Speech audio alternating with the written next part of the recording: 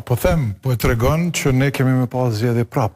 Pra po e thret popullin, votomni veç mu, se derisa unë nuk jam i gjithdijshmi, i gjithfuqishmi, i plotfuqishmi që zgjedhë edhe në vetë edhe presidentin, ne do të vazhdojmë me ju ngre zhag të gjithë Kosovën. Pra ky nuk është interesum për zhvillim të vendit tonë, ky është interesum për veten, për pozitën e vet, për një autokraci, një diktaturë në vendosje. Tash vetëm se i kemi, më thonë, kapjen e shumicës të institucioneve, edhe e kemi për fat të keq, po them, votën e një mase për mi 50% që e kanë votu një autokrat, një diktator në bërje.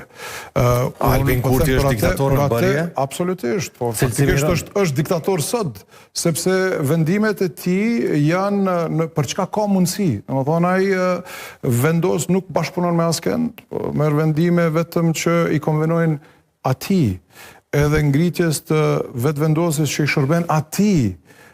Çka i ka shërby qeverisja Kurti sot e 5 vjet Kosovës?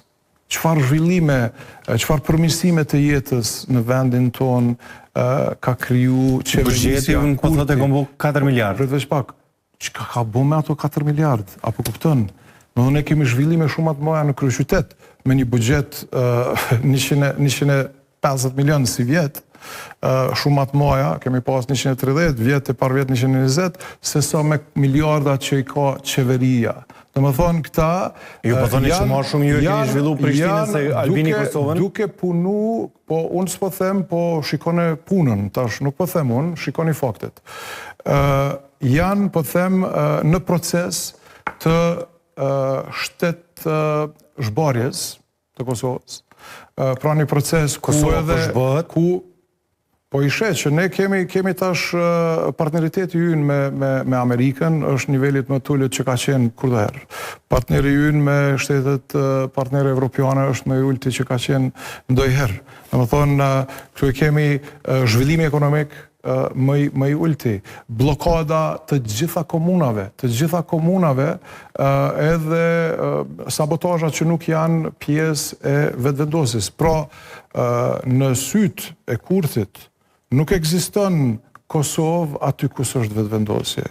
E keni pa që nuk ekziston faktikisht edhe Shqipëri aty kus ka vetëvendosje, ose nuk ekziston as Maqedonie, Malzie aty kus ka vetëvendosje. Pra, vetëvendosja është kjo maska e tij që ushqen atë për me mri qatë nivelin e një autokratin, një diktati që nuk ka asnjë ndjenjë për fëmijët tanë që sot nuk i kanë ato kushte që kishin mujt me pas nëse ato miliarda ishin investu për zhvillim të vendit tonë. Kjo është për fat të keq, po them, çka sot një numër i madh i popullit nuk po e sheh. Po do ta sheh në të ardhmen e afërm. Shpresoj që